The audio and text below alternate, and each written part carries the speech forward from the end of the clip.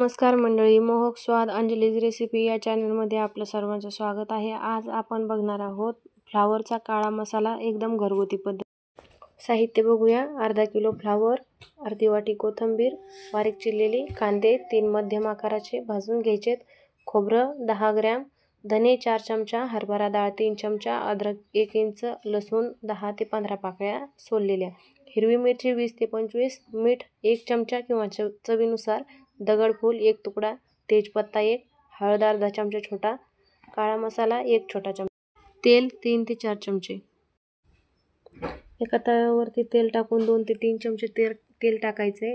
खोबऱ्याचे पातळ पातळ काप करून खोबरं, धने, हिरवी मिरची, डाळ, असे दगडफूल, तेजपत्ता हे सर्व साहित्य भाजून घ्यायचे। खरपूस मसाला भाजून घ्यायचा आहे। त्याच्यानंतर सर्वात शेवट कांद्याचे पातळ काप गॅसवर भाजलेले तव्यावर तेल घालून भाजायचे।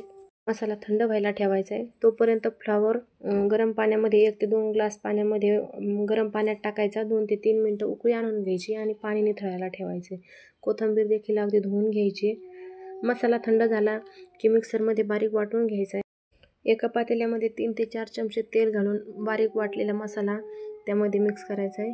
छान परतून घ्यायचा आहे, खाली लागला नाही पाहिजे। सतत त्याला चमच्याने फिरवत राहायचे जेणेकरून खाली करपणार नाही।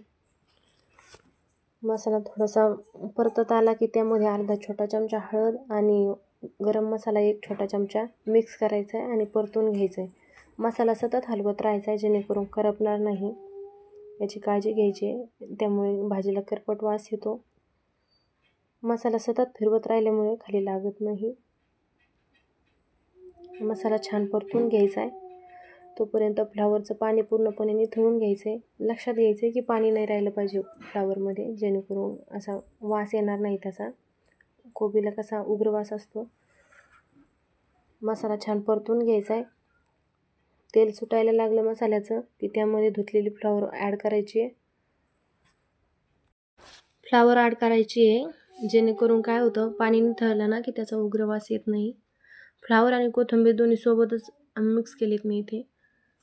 मसाल्यामध्ये ना फ्लावर छान मिक्स करून घ्यायचे। सुका मसाला होतो ना परतल्यानंतर, त्यामुळे पटकन ॲड होत नाही। छान मिक्स करून घ्यायचं। फ्लावर ॲड करायची, फ्लावर चांगली मसाल्यात मिक्स करून घ्यायची। वरतून मीठ घालायचं, 1 चमचा मीठ घातलं मी, मोठा टेबलस्पून। तुम्हाला हवा असेल तुमच्या चवीनुसार त्या प्रमाणात तुम्ही मीठ ॲड करा। फ्लावरमध्ये नेहमी गरम पाणी ॲड करा जेणेकरून असं भाजी पटकन शिजायला मदत होते आणि टेस्ट पण छान येते। 1 ग्लास पाणी ॲड करायचं। पाणी एकदम अचानक पूर्ण पाणी मिक्स नाही करायचं, थोडं थोडं करून पाणी घालायचं। 1 ग्लास ॲड केल्याच्या नंतर थोडा वेळ त्याला गरम होऊ द्यायचं आणि परत कोमट पाणी घालायचं 1 ग्लास।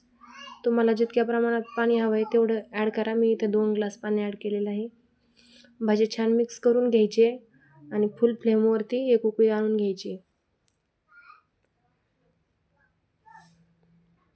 आपण जो मसाला छान परतलेला असतो त्या एकदम सुका झालेला असतो। ज्यावेळेस पाणी ॲड करतो त्यावेळेस गुठळ्या होण्याची शक्यता असते, त्यामुळे मसाला छान मिक्स करून घ्यायचा आहे।